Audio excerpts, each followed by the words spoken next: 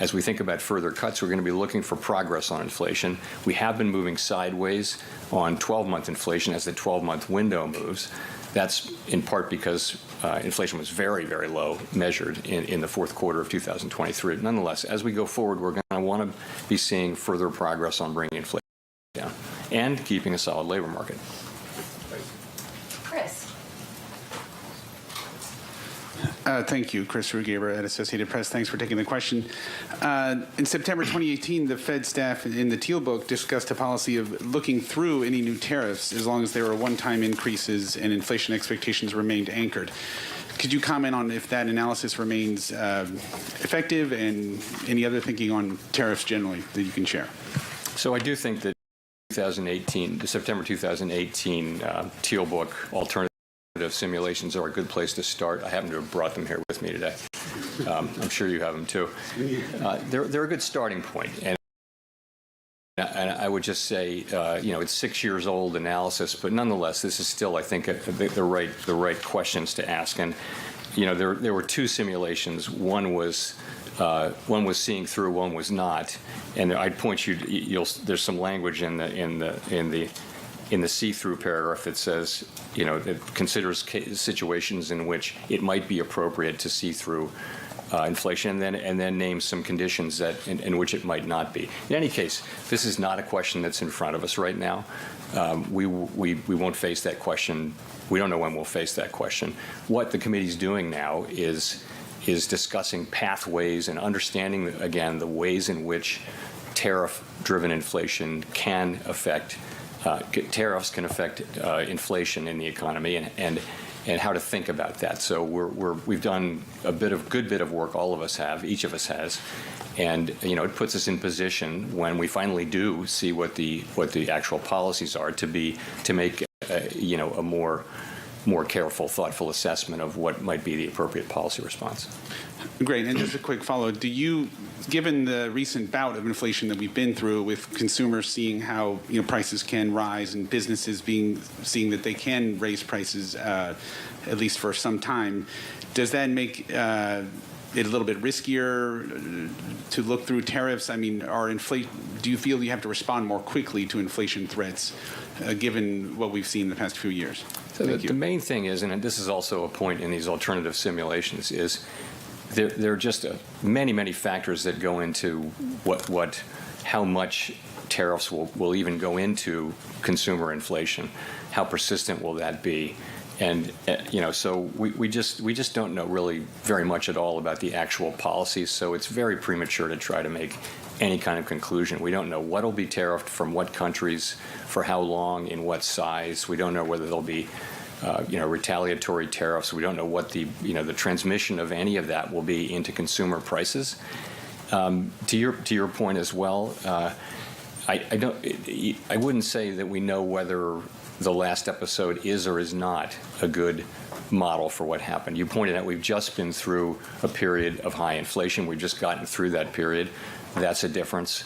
There was also quite a bit of diversion of trade away from China to other countries since that may have effects. I don't know. I just think we need to take our time, not rush, and make a very careful assessment, but only when we've actually seen what the policies are and how they're implemented.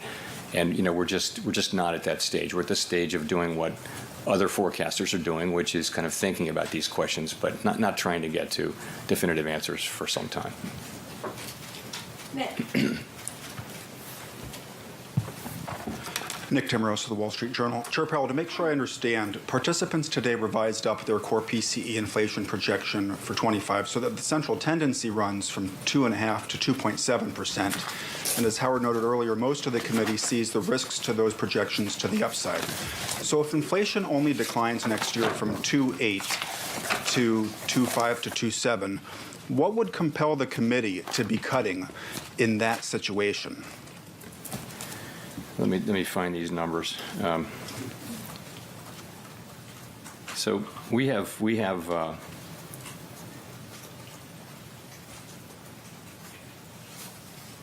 inflation coming down, core inflation coming down to 2.5 next year. That'd be significant progress. You see a slower path. I think that does take on board that we want to see real progress, but we'd be seeing meaningful progress to get inflation down to that level. That wouldn't be all the way to 2%.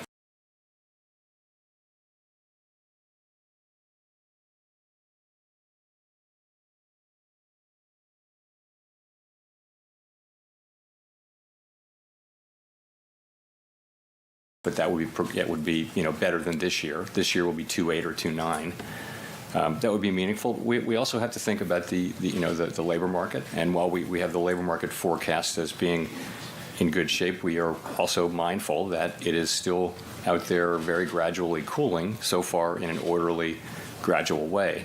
But it's also something we need to keep our eye on. I guess if I could follow up, if somebody looked at these projections and also the insertion of the extent and timing language in the statement, which has been used at times in the past, when the committee thinks maybe it's going to be on hold for a while, and they said, gee, this looks like it could be the last rate cut for some time, would they be mistaken to infer that? So that's not any decision that we made at all. Let me explain extent and timing. So the sense of that wording is to make clear that if the economy does evolve about as anticipated, we're at a point at which it would be appropriate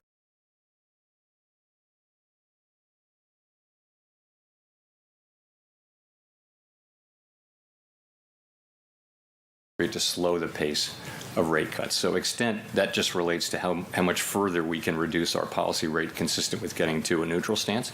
Clearly, that distance has shrunk by 100 basis points. So it's significantly smaller. So that's the extent question. And we're going to be looking for further progress on inflation as well as a strong labor market to make those cuts. Timing just suggests, again, that we're at a place where we assuming the economy develops as expected, we're at or near a level that will make it appropriate to slow the pace of adjustment. So that's what we mean by that. We're not trying to make decisions about the longer run. We're trying to make sensible policy as we go. And I just would emphasize the uncertainty, which is it's just a function of the fact that we expect significant policy changes. There's nothing really unusual about that. I think we need to see what they are and see what the effects they will have. We'll have a much clearer picture, I think, when that happens. Mike. Michael McKee from Bloomberg Radio and Television. Even though you've cut rates by 100 basis points this year, we haven't seen much change in mortgages, auto loan rates, or credit card rates. You say you're significantly restrictive. Are you running a risk that the markets are fighting against you and the economy could be more at risk of a slowdown than you anticipate? So the rates that you talked about are really longer run rates, and they are affected to some extent by Fed policy, but they're also affected by many other things. And longer rates have actually gone up quite a bit since September, as you well know, and those are the things that drive, for example, mortgage rates more than short-term rates do. So we look at that, but we look at all financial conditions, and then we look at what's happening in the economy. So what we see happening in the economy, again, is most forecasters have been calling for a slowdown in growth for a very long time, and it keeps not happening. So we're now well into another year of growth that looks like it might be 2.5%. Second and third quarters were right about at the same level. So the U.S. economy is just performing very, very well, substantially better than our global peer group. And there's no reason to think a downturn is any more likely than it usually is. So the outlook is pretty bright for our economy. We have to stay on task, though, and continue to have restrictive policies so that we can get inflation down to 2%. We're also going to be looking out for the labor market. We want to keep the labor market pretty close to where it is. We're pretty close to estimates of the natural rate of unemployment. Job creation is a little below the level that would keep it there, but nonetheless close. And so that's what our policy is trying to achieve.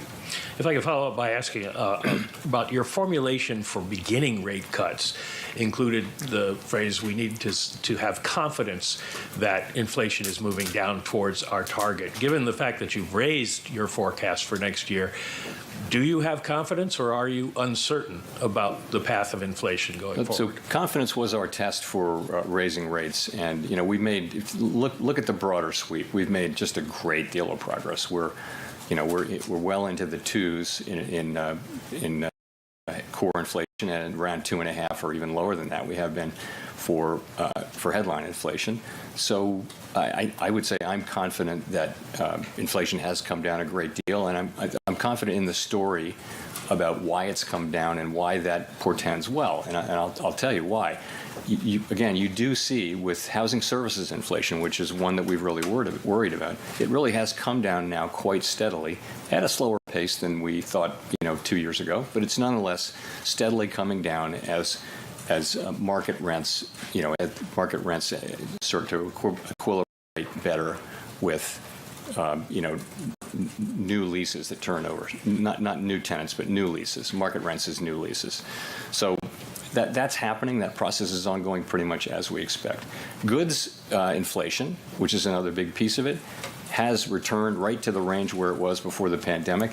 Just for some months this year, it kind of moved up in a bumpy way because of used cars and things like that. But we think overall that should generally be in the range it was in. That leaves non-housing services, and market-based non-housing services are in good shape. It's non-market services, and those are services that are imputed rather than measured directly, and they don't. We think they don't really tell us much about the about tightness in the economy. They don't really reflect that. A good example is financial services, which is really done off of asset prices.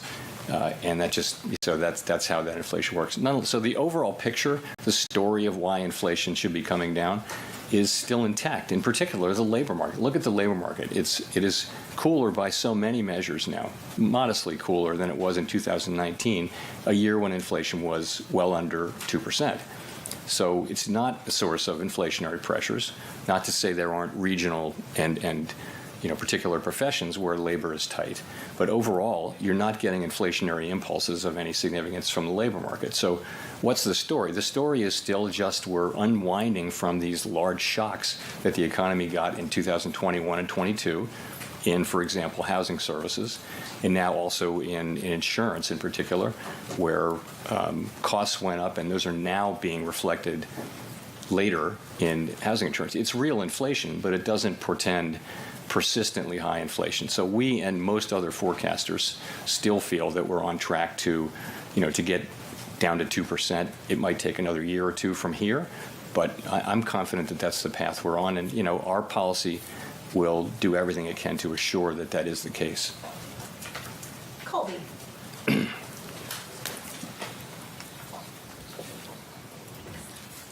Thank you. Colby Smith with the Financial Times. So the unemployment rate as of November, while still very low, is within spitting distance of the level that generated a lot of concern about the labor market over the summer in the lead up to the 50 basis point cut in September. Hiring has also narrowed to just a handful of sectors. But now the committee appears comfortable skipping cuts at upcoming meetings. So what has changed about the committee's assessment of the risks confronting the labor market? Is there just less concern now on that front, or is it just about there being more upside risk to inflation that now needs to be accounted for? The unemployment rate is now the same as it was in July, 4.2%. It's moved up and down, but it's now the same as July. And job creation is lower than it has been, but it's been steady. It's not declining. It's steady at a level which, as I pointed out a couple of times, is actually below the level that would hold the unemployment rate constant, but it's not so far below.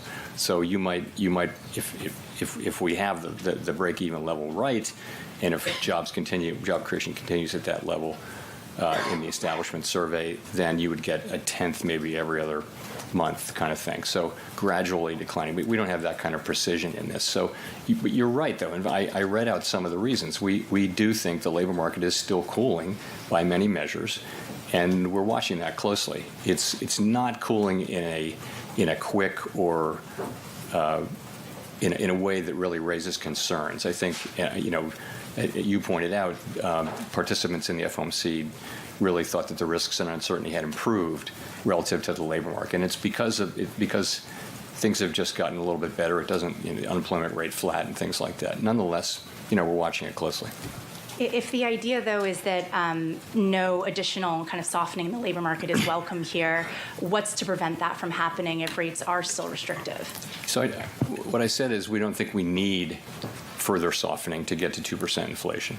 That's what I'm saying. Not that it's not welcome. We don't need it, we don't think. If you had a situation where inflation's moving around by 1/10 every few months, that's, we'd have to weigh that against the fact that inflation has, in recent months,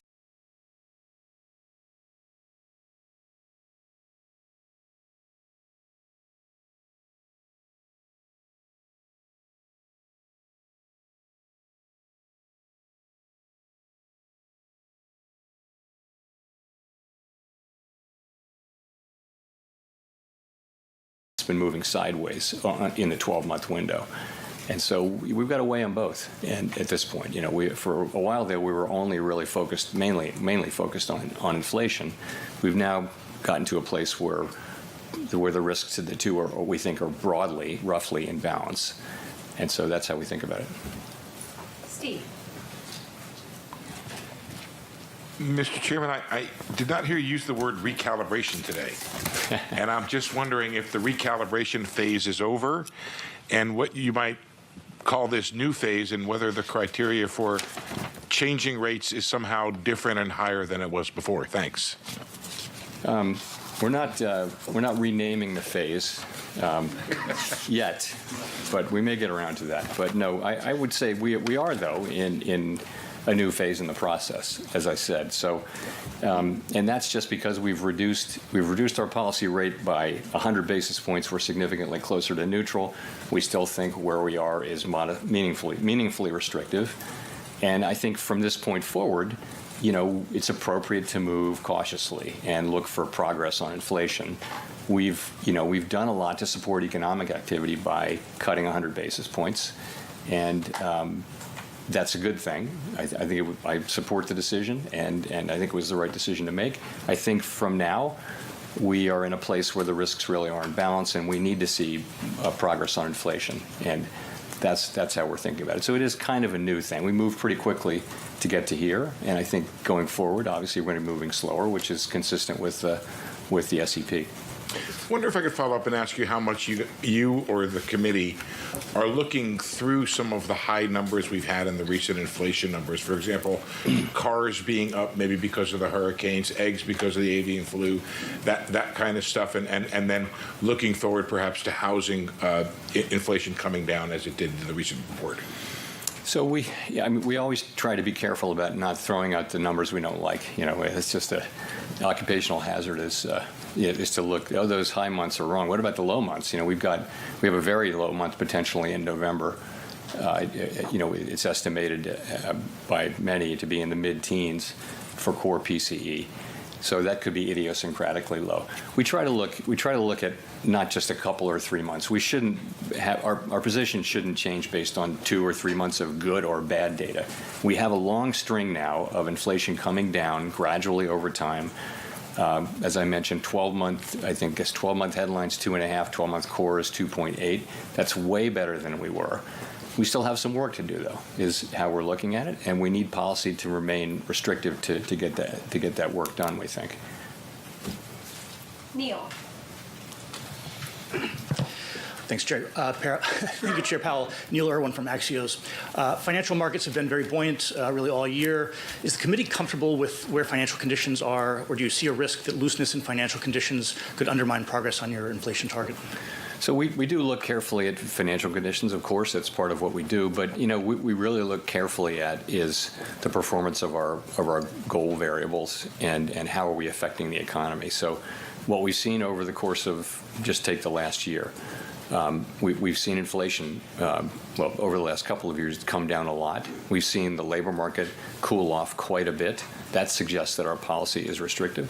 We can also look more directly at the parts of the economy that are affected that are interest sensitive, like particularly housing. Housing activity is very low, and that's partly significantly because of our policy. So we think our policy is working, it's transmitting, and it's having the effects on our goal variables that we would want. A lot of things move financial conditions around, as you know, and we don't really control those. But I'd say we see the effects we're hoping to see on the goal variables and the places where we'd expect to see it. So if I may, speaking of assets that have been buoyant, do you see any value or benefit in the U.S. government building a reserve of Bitcoin?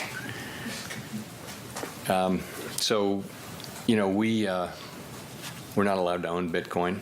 The Federal Reserve Act says what we can own, and we're not looking for a law change. That's the kind of thing for Congress to consider, but we are not looking for a law change at the Fed. Andrew.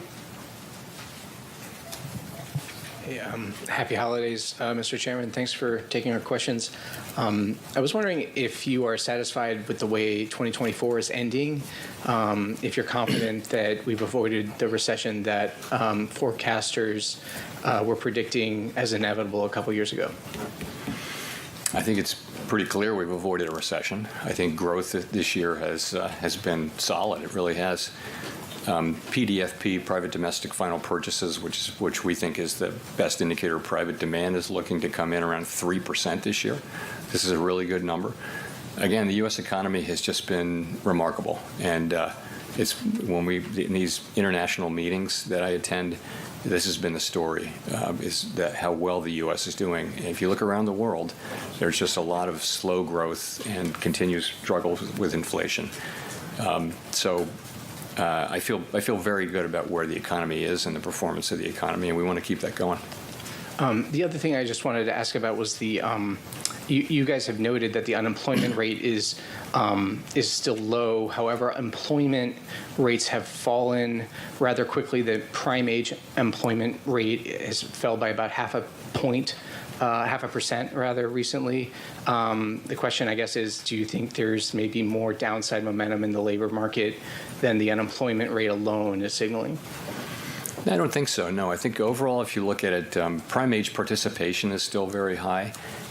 What's going on in the labor market is that the hiring rate is low. So if you have a job, you're doing very well, and layoffs are very low, right? So people are not losing their jobs in large numbers, unusually large numbers.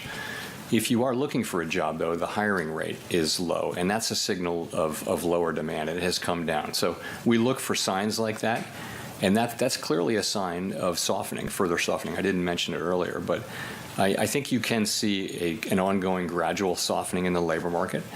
Again, not something we need to see to get 2% inflation. And that's part of the reason that explains why we moved ahead today with the action with an additional cut. So, but you take a step back, the level of unemployment is very low. Again, participation is high. Wages are at a healthy and ever more sustainable level, wage growth. And so the labor market, this is a good labor market, and we want to keep it that way. Thanks.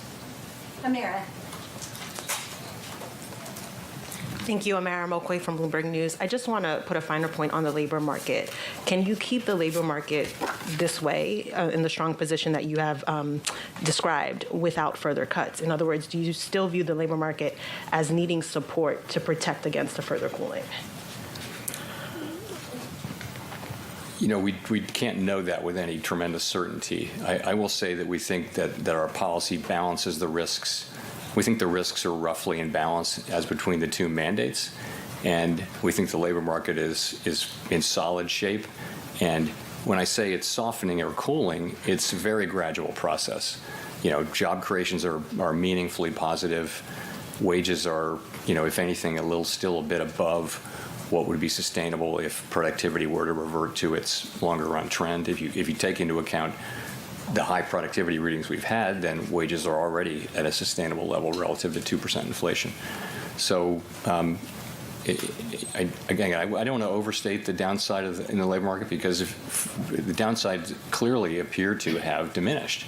Nonetheless, it's one of our mandate goals, and we pay close attention to it, and it's worth noting that it is still gradually cooling, gradually and in an orderly way. And you know, that's how I would characterize it, and that's why we're paying careful attention. Elizabeth. Thanks so much, Chair Powell. Elizabeth Schulze from ABC News. As you've noted, the Fed is now forecasting higher inflation next year. High prices are still a burden for so many households right now. Why do you think it is that inflation is proving to be more stubborn than you'd expected? You know, it breaks down into a long answer if you want, but it just has been a little bit more stubborn. I think if you go back 2 or 3 years, many people were saying that to get this far down, we would have had to have had a deep recession and, you know, high unemployment by now. Well, that has not been the case. So, you know, the path down has actually been much better than many predicted. We've managed to have the unemployment rate remain essentially at its longer run natural rate, while inflation has come down from, you know, core PCE inflation has come down from 5.6% to 2.8% on a 12-month basis. So that's a pretty good outcome. Why hasn't it come down? One reason is that just a technical issue around the way we calculate housing services, and that process has been slower than market rents are showing up more slowly in that measure than we might have thought 2 years ago. So that's part of it. I think there are other parts of the story, but you know, what I think people are feeling right now is the effect of high prices, not high inflation. So we understand very well that prices went up by a great deal, and people really feel that, and it's prices of food and transportation and heating your home and things like that. So there's tremendous pain in that burst of inflation that was very global. This was everywhere in all the advanced economies at the same time. So now we have inflation itself is way down, but people are still feeling high prices, and that is really what people are feeling. The best we can do for them, and that's who we work for, is to get inflation back down to its target and keep it there, so that people are earning, you know, big real wage increases, so that their wages are going up. Their compensation is going up faster than inflation year upon year upon year, and that's what will restore people's good feeling about the economy. That's what it will take, and that's what we're aiming for. And as we look ahead to next year, what do you see as the biggest challenge to the economy under the next administration? I feel very good about where the economy is. Honestly, I'm very optimistic about the economy, and we're in a really good place. Our policy's in a really good place. I expect another good year next year. Edward. Thanks, Chair Powell, for doing the questions. Edward Lawrence from Fox Business. So you say that we're closer to the neutral rate. What % do you see and the committee believes, where is that neutral rate? So I'll say a couple things. First of all, when we write, the thing we write down in the summary of economic projections is the longer run neutral rate, which is the neutral rate at a time when supply and demand are in balance, the full economy is in balance, and no shocks are hitting the economy. That is not where we are right now. So when we're making monetary policy at the Fed, that's not the question we're asking. So you can't do a straight read between those longer run numbers that we write down and what we think the appropriate policy should be. You know, we don't know exactly where it is, but as I like to say, we know it by its works. And I think what we know for sure is that we're 100 basis points closer to it right now. There are many estimates of where that might be, and we know we're a lot closer to it. And I think from here, it's a new phase, and we're going to be, you know, cautious about further cuts. But I think that the markets are looking for a little more clarity. I mean, I've heard estimates from 2.9% to 4%. You know, I think the markets would like to see a little more clarity about a year out, 18 months out, as to where that goalpost, for lack of a better term, is, because at the moment it looks big. Yeah, I mean, honestly, there are countless models of what a neutral rate might be at any given time. There are empirical models, there are theoretical models, there are things that combine them, and they have as many different answers as you'd like. So there is no real certainty. And I mean, it's actually a good thing to know that we don't know exactly where it is. So you're not tempted to think, oh, I think this model or this estimate is right. You just have to be open to the empirical data that are coming in and also how it's affecting the outlook. And it's not made any easier by the fact that, that our policy works with long and variable lags. Nonetheless, that is the job we have, and so I think it's appropriate for us now to proceed cautiously, now that we're 100 basis points closer to neutral, and we'll do so. Meanwhile, the economy seems to be in good shape, and these cuts will certainly help to support economic activity and the labor market, while we can still make progress on inflation because policy is still meaningfully restrictive. Victoria. Hi, Victoria Guida with Politico. I just wanted to make sure I understood what you were saying at the beginning about inflation. Are you saying that progress on core PCE counts as progress on inflation, even if headline inflation ticks up? And then also, since that's what's projected in the SEP, I was wondering what accounts for that? Why do you all see core PCE going down and potentially headline inflation ticking up? So, and as I imagine the goal overall is headline inflation because that's what people experience. People don't experience core inflation; they experience inflation, and that includes food and energy costs.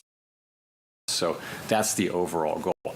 But as we know, headline inflation contains energy and food, and those prices can fluctuate for reasons that are not related to tightness in the economy and therefore are not really good predictors of future inflation. So it turns out that core inflation is a better predictor of overall inflation than overall inflation is. So we look at core inflation because it's a better measure of what future inflation is likely to be because it's a better measure of what inflation pressures exist. So it's complicated, but ultimately our goal is headline, not core. So your second question was what? Why do you all see core going down, but headline potentially ticking up? So headline can be affected. You're talking about next year. Mm-hmm. Yeah, so headline can be affected by energy prices and food prices. So that there will be things in the headline forecast that are to do with forecasts of energy prices, whereas core will be, if you look at core going out a full year, then it'll be much more driven by things like tightness in the economy. So that's why the two can go in different directions. Headline has been lower, as you know, most of this year, but that's because energy prices have been coming down, which is a great thing for people, but energy prices will come down and they will go up, and it won't really be telling us anything about how tight the economy is and how future inflation will perform. Do geopolitical risks factor in at all to how you're thinking about energy prices? So we monitor geopolitical risks really quickly, but really carefully rather. But I would say so far those risks nothing has come out of those risks that has really been important for the United States economy. The single thing that you would look to is the price of oil, given that we're talking about the Middle East and Ukraine, but that is a good summary statistic for the kind of thing that could go wrong with global turmoil. But the price of oil has been coming down, and because of global supply conditions. So the U.S. is not feeling the effects of geopolitical turmoil. But we are certainly at a time of elevated geopolitical turmoil, and it remains a risk. Kelly. Thanks, Chair Powell. Kelly O'Grady from CBS News. I want to go back to something that you said a minute ago, that wage growth is outpacing inflation now. It wasn't the case for some time, of course. It's partly why Americans haven't felt much relief in their wallets from prices yet. But with inflation ticking up, how worried are you the progress in closing that gap could go away? Yeah, so inflation, again, we don't react to a couple of months of higher readings or a couple of months of lower readings. And what we had was we had 4 months of really nice readings, and then September and October were higher, but then November is much lower. So I don't really think the public is experiencing that as a surprising upside risk to inflation. I think inflation is much lower. What the public is feeling, and they're right about it, is that prices are just, the price level went up because of the past inflation, and it's going to take time for real wages to recover over a period of years in which your real compensation is growing. And in other words, your compensation is growing meaningfully faster than inflation. That's exactly the kind of economy we have now, and we just want to hold on to it. That process will probably take some years, but that's what's going on right now. And I don't think that a couple of months of higher inflation really signal that anything of the nature you're suggesting. And just one follow-up. Let's look more long-term. You previously predicted hitting the 2% inflation target in 2026. It's now been pushed out to 2027. You said you're focused on enabling further progress on inflation. That's not necessarily progress in the right direction. Are you confident that target isn't going to move further out? We're talking about when you're projecting the economy, 3 years out, 2 years out, you're talking about high uncertainty. Very high uncertainty. We really, at that point, that's not possible to confidently predict where the economy is going to be in 3 years. So what we're doing is we're looking at what's happening now, and we're kind of projecting that the same kinds of things are happening. So we keep a strong labor market. Housing services inflation comes down, goods inflation settles down, and non-market services return to their prior level. All of those things should happen over time, and those pieces come together. There's every reason to think that they will. The timing of it is highly uncertain. But you're not wrong though that it's been a bit frustrating because while we've made progress, it has been slower than we had hoped. Nonetheless, we're still on track, and I think if two years ago you'd said we were at 4.2% unemployment and 2.8% inflation, people would say, "I'll take that." I mean, that's a pretty good interim place to be.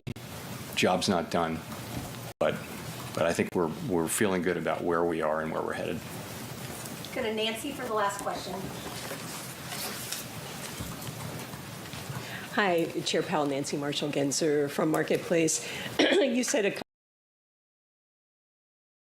couple times inflation has been moving sideways, appears to be settling in around, 2.5%. Do you think the Fed is just going to have to settle for that and accept that you're not going to get to your 2% target? No, we're not going to settle for that. I think we certainly have every intention and expectations that we'll get inflation back sustainably to 2%. That is, and I am confident we will achieve that. It has taken longer, but you have to be, we are making progress. We have made a great deal of progress, and we'll continue to do so and get back to 2% inflation. That's what we owe the public, and we're committed to achieving it. In that case, can you rule out a rate hike next year? You don't rule things completely in or out in this world. That doesn't appear to be a likely outcome. I think we're at 4.3%. That's meaningfully restrictive, and I think it's a well-calibrated rate for us to continue to make progress on inflation while keeping a strong labor market. So, thank you very much. That right there, arguably not the Federal Reserve's finest hour. After reducing interest rates by 25 basis points straight out of the gate in that news conference, asked an obvious question. Why do this when you're expecting inflation to remain above target? The chairman acknowledging today was a closer call, that we've cut interest rates by 100 basis points across 3 meetings. The recalibration phase is over. We're in a new phase. Things are foggier, they're darker, you move more slowly. Well, this was the price reaction to that in the market. Equities slammed, down 1.5% on the S&P, on the Nasdaq down by more than 2%. The small caps, some outperformance on the small caps going into the decision, real underperformance coming out of it. The small caps down by 2.8% in the bond market. Big move at the front end of the curve. Yields up across the curve, 2s, 10s and 30s on a 2-year, up by more than 10 to 434.82. And off the back of that, in foreign exchange, as you might expect, the dollar stronger against everything in G10, ripping up EM. Euro dollar breaking down through 104 and threatening to do the same to 103. Euro dollar right now at 103.64. We all had questions about the forecasts. Why have you bumped it up on inflation? Why are you projecting higher inflation than you were projecting back in September? Why have you reduced the number of interest rate cuts from 4 to 2 in the median dot for the dot plot in 2025? Is it about the data, or is it about Donald Trump? Take a listen to the chairman of the Federal Reserve. Some people did take a very preliminary step and start to incorporate highly conditional estimates of economic effects of policies into their forecasts at this meeting, and said so in the meeting. Some people said they didn't do so, and some people didn't say whether they did or not. So we have people making a bunch of different approaches to that. But some did identify policy uncertainty as one of the reasons for their writing down more uncertainty around inflation. Compare and contrast that to what you heard from the chairman back on November 7th. We don't guess, we don't assume, we don't speculate. December 18th, some of us guess, some of us assume, and Lisa, apparently, some of us speculate. The we is doing a lot of heavy lifting at a time where clearly he's reflecting a splintering committee that is dealing with a whole host of different outcomes and potentially political leanings. And I just want to go here. This is going to be viewed through a political lens, inevitably. It already was threatening to do so. Now there are some people who are incorporating highly conditional estimates. I wish that we had learned more about what those estimates looked like and whether they all were inflationary or whether some of them were to slower growth. Neil Dutta wanted to jump onto the programme. We can bring him into the programme right now. Neil Dutta of Renmac. Neil, is this Federal Reserve on a collision course with the incoming administration? I mean, it certainly feels like they're tempting fate. Powell's talking about, he goes through a litany of indicators talking about how the labor markets are cooling, and then he, in the same sentence basically talks about how they're dialing back rate cuts. So I think that's a problem. And, I think the optimistic take around this is by making the forecast adjustments that they've made, they're actually, in some respects, lowering the bar for additional action, early next year. So, like 2.5% on core inflation, I mean, that's a reasonably high number. And, given what we know about rental inflation, that's probably going to slow down. Given what we know about, consumer goods, if you look at things like freight rates, it's probable that consumer durable goods prices moderate, over the next couple of months, just as the new administration's coming into office. So, I think they're signaling a pause, but it's also important to remember that by March, the forecast might look a little bit different, and they may be, they may have to cut again. Neil, you were my economist of the year 2 years ago. You were optimistic when few were. Now you've switched, flat out switched. There's no other way to put it. How off is Atlanta GDP now at 3.1%? Does Powell know something we don't know, and those visible present numbers are just flat out wrong? I never think, I don't think the Fed really has an economic forecasting edge of any meaningful degree. Tom, the Fed doesn't have a GDP mandate, so it's interesting to see how much Powell was talking up gross domestic product, private final, domestic sales. I thought that was pretty interesting, quite revealing, actually, because that was sort of a way for him to avoid the questions around the labor market. And we know that duration of unemployment, as an example, has gone up by 2 to 3 weeks over the last couple of months. Leaving that aside, you're right. I am more cautious. I remember 2 years ago, around this time, the consensus was conditioned for, basically everyone was penciling in recession. And all I did was point out the fact that the labor markets were fine and housing stocks were moving up and to the right. Fast forward to today, it's literally the opposite situation. Everyone is sanguine on growth. It's very difficult to talk about recession. No one really wants to hear it. And at the same time, we know that the labor markets are slowing by Powell's own admission, okay? And just pull up a chart of home building stocks. Well, meanwhile, Neil, I just want to point out the fact that other people are taking a different tack than you are. As you say, you're contrarian, thinking that there's more weakness in the market. Peter Scheer saying this. He doesn't think it's necessarily political. He said this is a Fed that is worried that inflation isn't coming down fast enough. And while it might play in the back of their mind, they aren't responding to fiscal potential policy. On the margins, some are, but he's saying in general they are not. Why do you disagree so fundamentally with that? Just go through the document, look at the balance of risk to the inflation forecast. It's a dramatic increase in the number of participants that see the risk to headline and core inflation as skewed to the upside. So, I mean, they can say whatever it is they want, but based on the data, it's very difficult to justify the distribution of risk that you see in the projections. And how are the risks to inflation going up at a time when labor is cooling and wages are slowing? We know that recruiting intensity is down. We know that quits rates have collapsed, okay? That probably implies that there's further cooling with respect to compensation growth between now and the next couple of quarters. The dollar is surging today because of what just happened.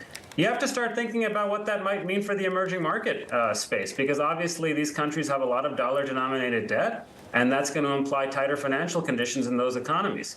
So, okay, I mean, I think based on the data, it's really difficult to say that the distribution of risks have changed that much. And Powell even said that based on the inputs from core CPI and producer prices, you'll probably get a pretty weak reading on core PCE inflation when that data are released on Friday. And the big story, again, out of the inflation data over the last week has been the normalization of housing rental inflation. So I think, you know, to me, this is it feels a little bit like they're prejudging potential policy outcomes. EM currencies right now getting hammered. Neil, I don't expect a collar. I don't expect a tie, but maybe just a jacket next time.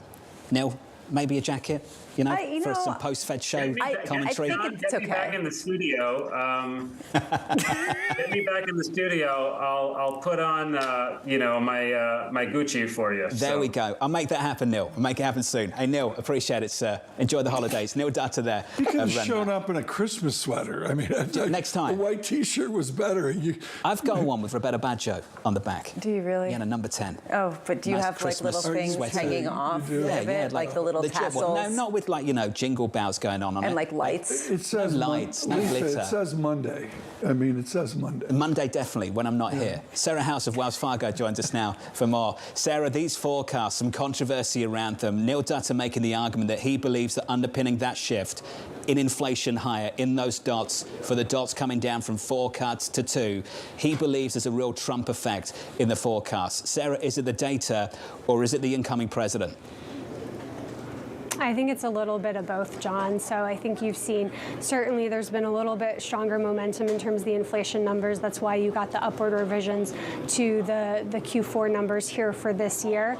But I think when you look at just the magnitude of the change as well as the balance of risks, we heard Powell say that at least some participants included some assumptions around policy and some didn't say if they were. So I think there is a little bit of recentering the risks around the forecast within these projections.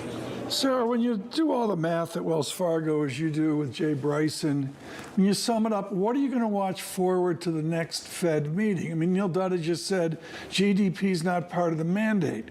Do we watch the jobs report? Do we look at inflation? I mean, what really matters in the guesstimate forward into late January? Yeah, it's jobs and inflation. So I think after today's meeting, it's a little bit more on inflation. So I think that's one of the big takeaways is we're seeing that emphasis shift back towards more of a focus on inflation after I think the labor market took more of the spotlight in the late summers. We had a couple-week jobs report, unemployment rate going up pretty quickly there. But I think today's message was they have less conviction about that downward path of inflation. So I think the next few reports, especially getting through the first quarter, where there's a lot of questions about residual seasonality. So do we actually see enough of a slowdown where you start to see that 12-month trend, which Powell talked about so much in today's press conference? Do you see that begin to come back down? But they are still looking at the labor market, and I think that did feature in not just today's cut, but also still what is an easing bias, where they do have a couple more rate cuts penciled in for next year because, as you heard Powell also talk about in the press conference, they're still seeing that labor market cool. Right now we're seeing markets respond pretty strongly to this, and people forecasting that maybe, at least this is the implication, this could potentially make a more difficult circumstance, particularly for smaller companies. From your vantage point on the margins, if this is a Fed that sees itself in a dark room full of furniture or in a foggy land that's moving more slowly, that on the margins is going to slow your expectations, Sarah, for growth next year? I think a little bit. I mean, we're still looking for 3 rate cuts next year, so not terribly different from what the Fed has penciled in. But of course, when they come, could have implications for what happens with financial conditions over the coming months. So I think when we look at the inflation picture, the rate picture, I think overall we're not seeing a meaningful dialing back of policy in the months ahead to the same extent that we were over the past 4 months, where you still have the real rates, closer to 1.5%. So not much change there, and I think that is still likely to be a headwind, particularly in some sectors, like Neil was talking about home builders. So I think there's still certainly some pressure in some of those more rate-sensitive sectors of the economy that are going to feel it a little bit more if the Fed's not going to be cutting quite as much or quite as fast as what they were thinking a few months ago. The next 12 months is going to be quite a ride. Sarah, thank you. Appreciate your time. Sarah House of Wells Fargo. This is the Fed Decides, a Bloomberg Surveillance Special, live on Bloomberg TV and on Bloomberg Radio. If you are just joining us, a 25 basis point reduction from the Federal Reserve about an hour and 35 minutes ago, followed up by quite a news conference with the chairman, Jay Powell. Lots of questions about the forecast. They revised their forecast for inflation a bit higher for 2025 and beyond, and they took down their projection for interest rate reductions for next year, down from 4 in the median dot, down to 2. Off the back of that, there were some questions about why cut interest rates at all. The chairman called it a close call, said the recalibration phase was behind us. We're in a new phase where we have to move more slowly. Off the back of that, equities just getting absolutely smoked right now. We're down by more than 2% on the S&P 500, down by close to 4 on the Russell 2000. Some severe, significant underperformance on the small caps. If you check out the bond market, we'll just take a quick slice of it. The 2-year, the yield higher at the front end by double digits. The 2-year yield pushing higher, up by around about 10 basis points on my screen at the moment. Call it 11 now to 435. Let's cross over to Mike McKee, who was in the room in the news conference. Mike, your big takeaway walking out of that room? Well, a number of interesting things in the news conference, including the chairman talking about some members of the committee pricing in some possible effects from the new Trump administration fiscal policies. But the biggest takeaway that I had is that the Fed, including the chairman, are less confident. He wouldn't say he's not confident anymore, but they are less confident about the path of inflation. He basically said it's come down, so we think it's going to keep going down. But it's not like we were seeing in the summertime, where they were very convinced that inflation was on the right track and headed to 2%. So that's really going to inform their decisions as they go forward. The other thing that I take away from this, John, is interesting, is we need to rename this show, because you call it The Fed Decides, but I would add the words, the market disagrees. If you look at the forecasts now in the markets, there is only 1 cut fully priced in for next year. So we're going to have this tug of war back and forth between the markets and the Fed, it seems, ongoing from here. That tension continues. Mike, appreciate your time, sir. Great work as always. Joining us now is Jeff Rosenberg of BlackRock. Jeff, I want your first thoughts. I asked the question to Bob Michael at JP Morgan Asset Management, and I said to him going into the news conference, are you more or less confident embracing risk, given what you've just learned from the Federal Reserve? And Jeff, I want to ask that question of you. After that, are you more or less confident embracing risk into 2025? Well, you can.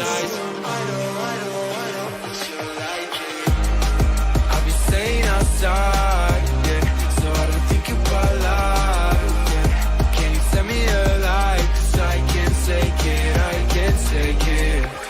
You got me feeling alright, yeah. Every day by your side, yeah. Can you tell me a light? 'Cause I can't take it, I can't take it.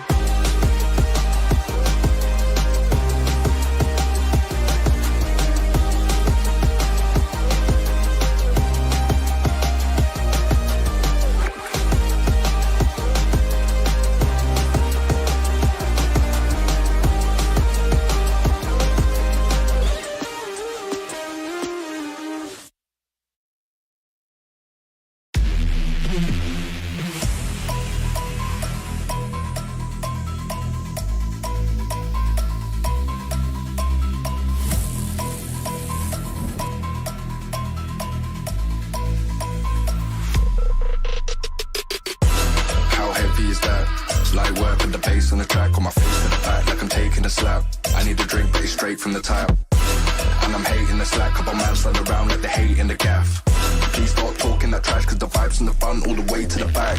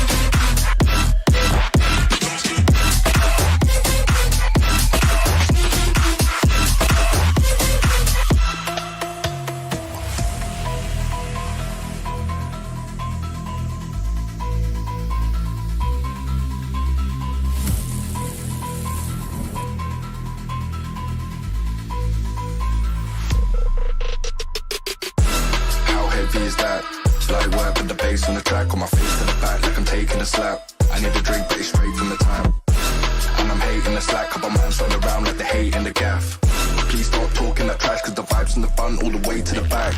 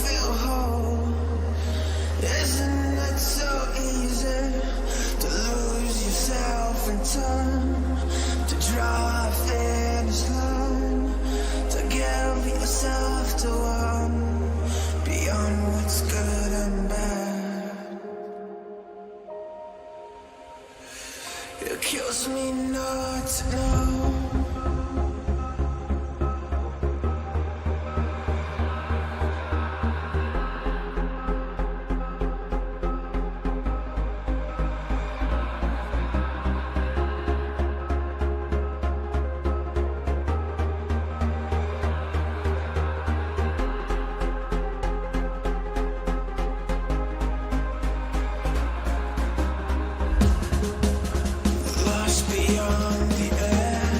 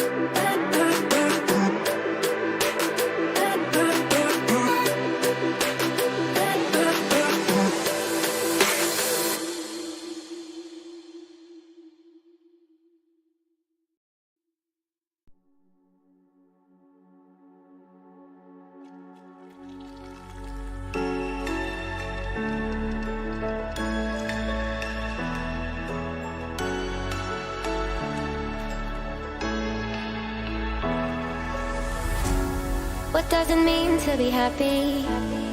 'Cause it looks like we all don't know. Glass half full or empty, and we just put them on the show. Try to look to the heavens to tell us things that we beg to know. Like, what did this all mean? There's no tomorrow. Oh, you know, I try to find a purpose in my life to drive me, to guide me.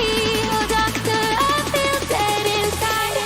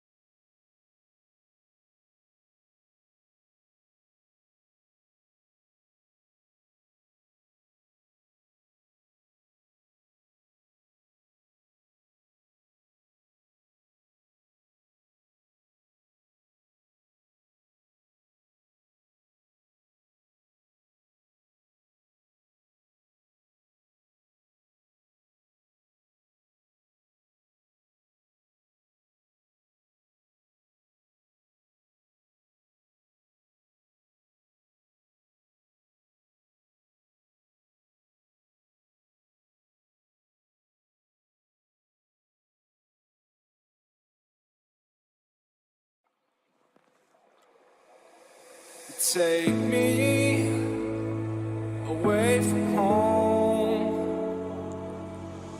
Show me all the places I've never known.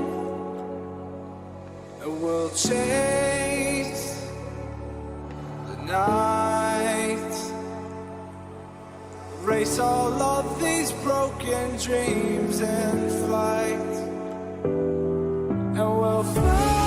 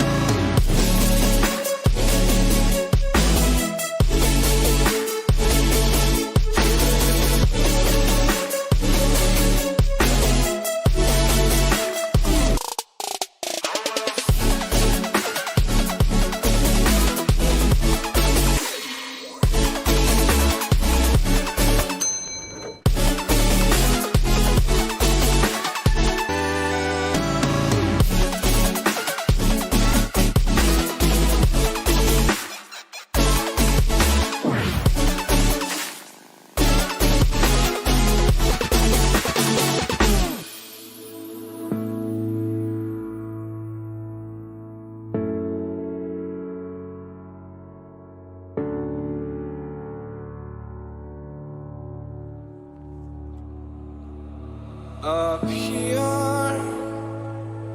we're free, bound only by frozen memories, lost in time, racing all these broken dreams tonight, and we'll fly.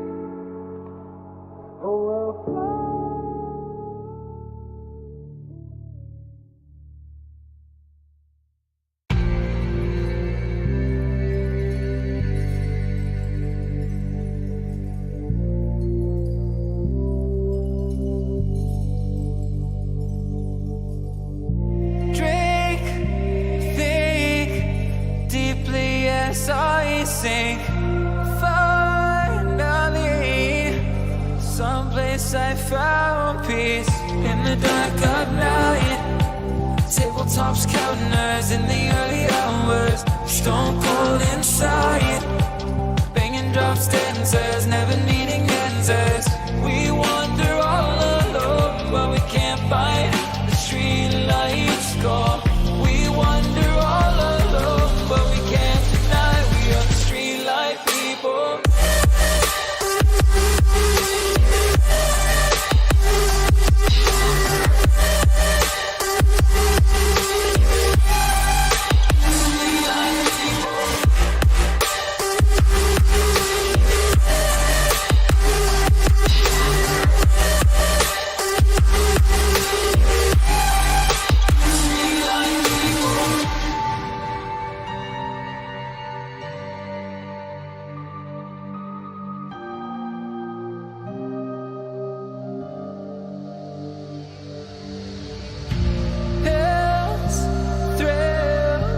chasing whatever kills.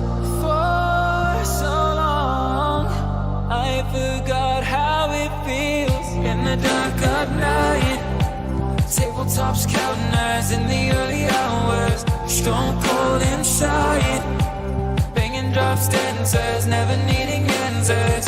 We wander all alone, but we can't find the street lights gone. We wander all alone, but we can't deny the street light people.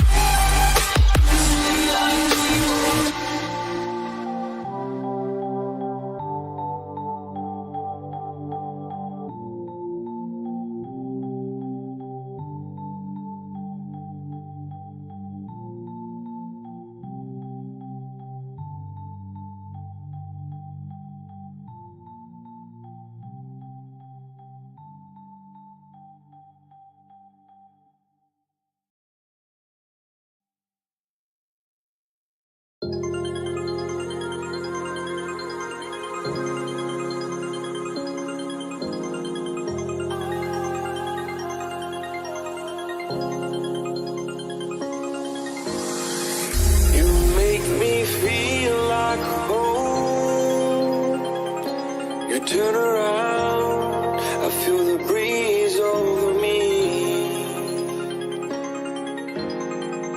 You watch your dreams unfold. Let it come around and let it breathe over me. It's time to go away into the light. I feel the calming energy. I see the darkness coming,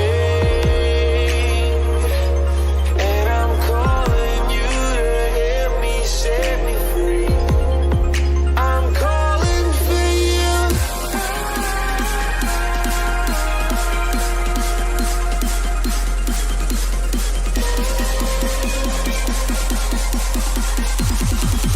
I'm calling for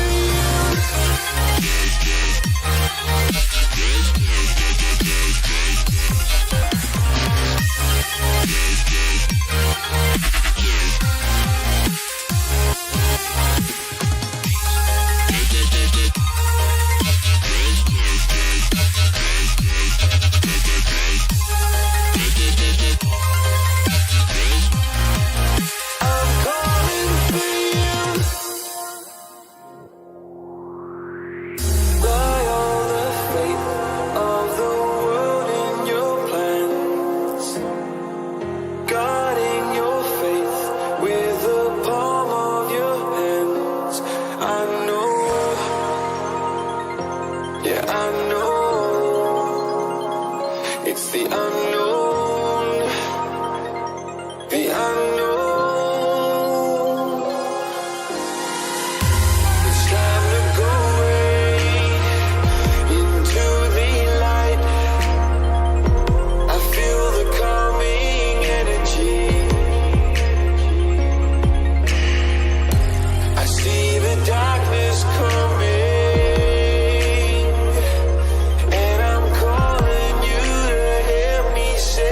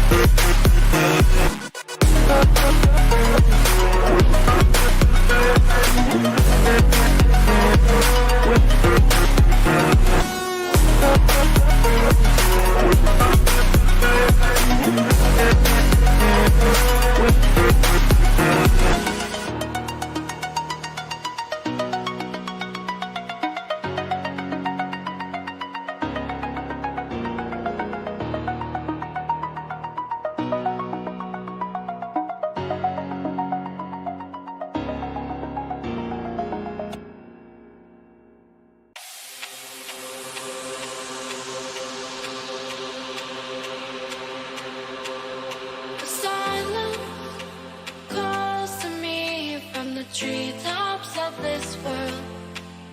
A balance, feeling free. I'm a part of this place above. And I know it cannot last, but at last I can finally breathe. And I know it cannot last, but at last I can finally see.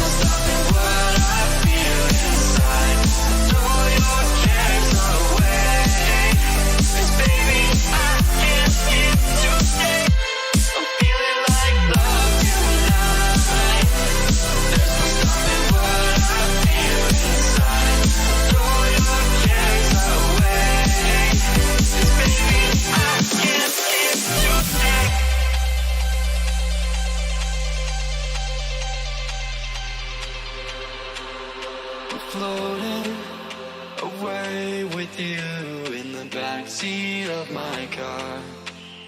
We're timeless, sailing through, but tonight, no, we can't go far. And I know it cannot last, but at last I can finally breathe.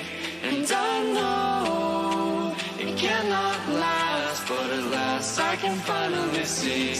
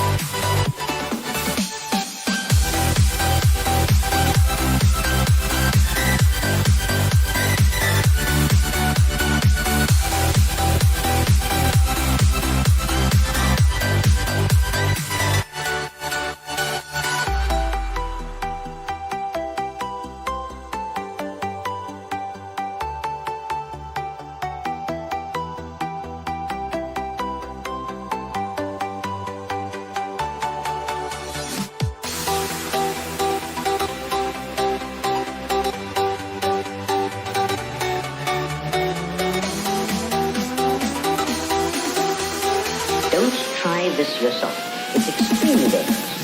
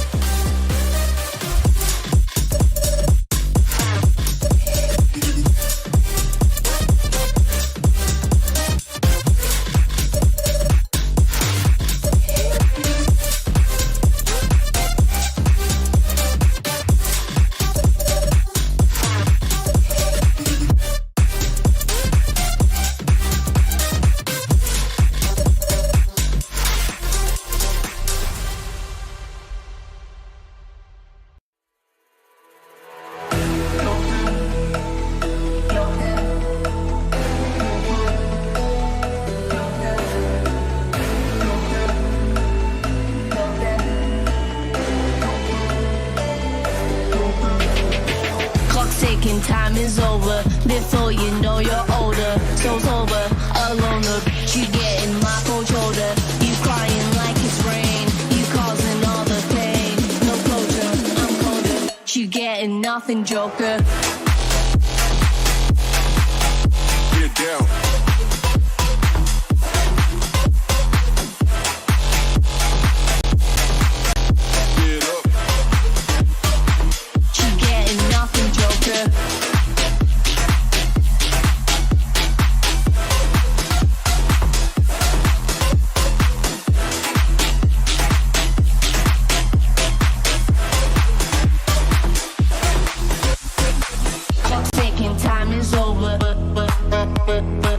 Before you know you're older, you're getting my cold shoulder.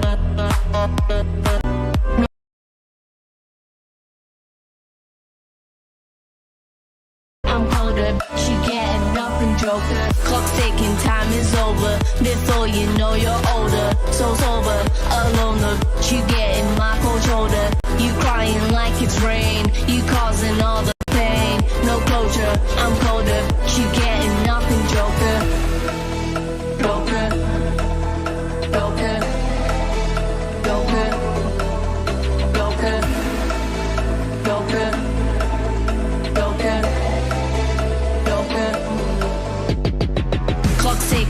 time is over. Before you know you're older. So sober, alone, but you getting my cold shoulder. You crying like it's rain. You causing all the pain. No closure, I'm colder. You getting nothing, Joker.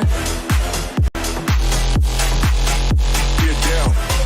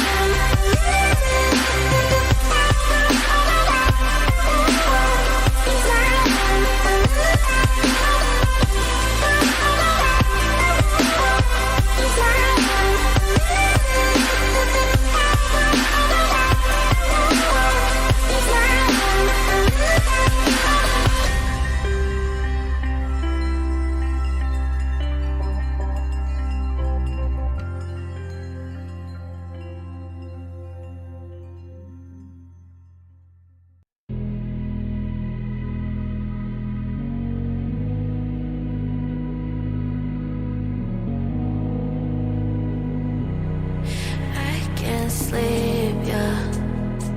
Only miss you when I'm breathing in too deep, yeah.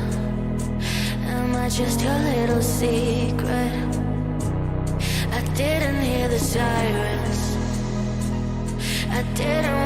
see the warning signs, and now I pay the price, yeah. Oh, I should've known. It hits me like a tidal wave every time you say my name. It hits me like a tidal wave. It hits me like a tidal wave. A tidal wave.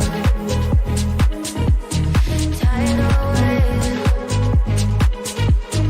Tidal wave. Tidal wave. I was so blind, waiting patient on the shoreline. Now you're leaving, but I know you got your reasons too. I didn't hear the sirens, I didn't wanna see the warning signs, and now I pay the price, yeah. Oh, I should've known. It hits me like a tidal wave every time you say my name. It hits me like a tidal wave. It hits me like a tidal wave. A tidal wave. Tidal wave. Tidal wave. Tidal wave.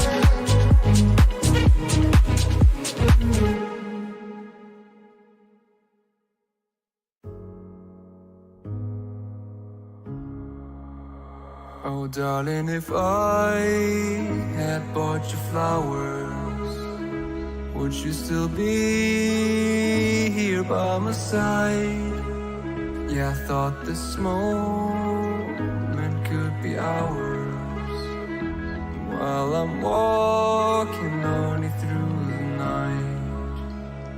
You can break my bones, break all the promises, but leave me alone. Don't break my heart. You should fucking stay with him. You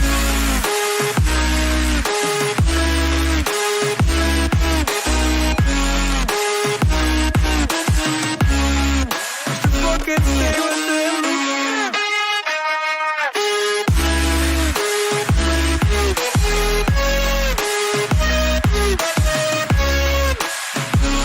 Darling, if I had bought you flowers, what if you stayed at home the night?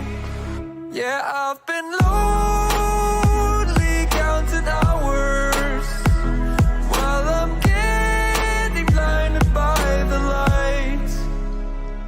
You can break my bones, break all the promises, but leave me alone. Don't break my heart. You should fucking stay with him. You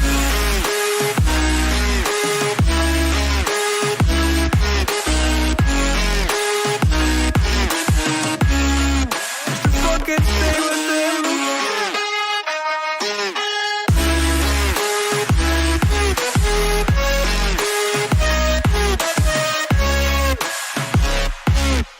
Break my bones,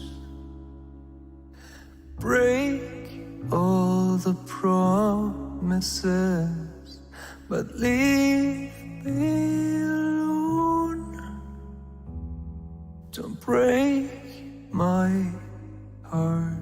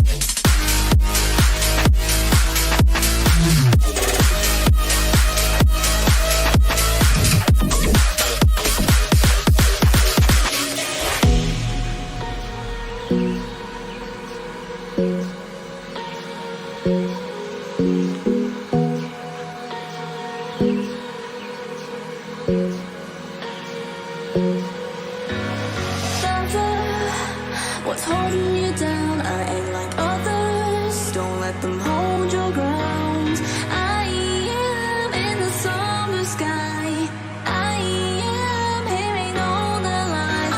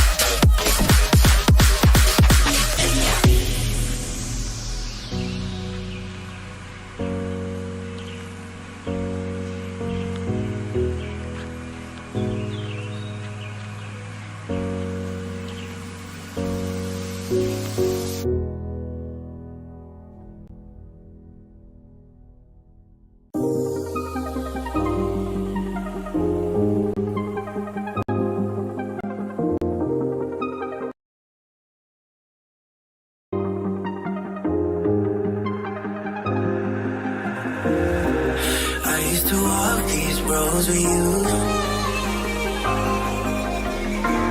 Can't remember the last time I went without you.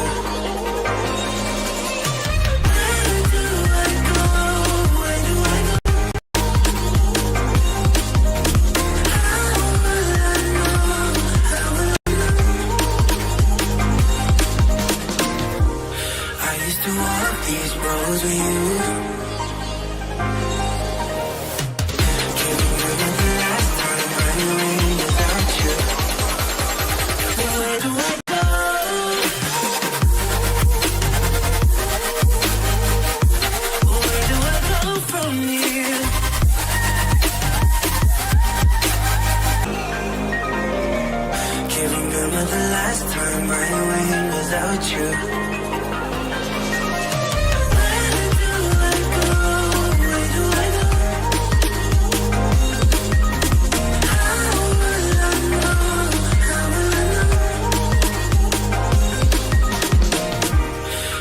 To walk these roads with you.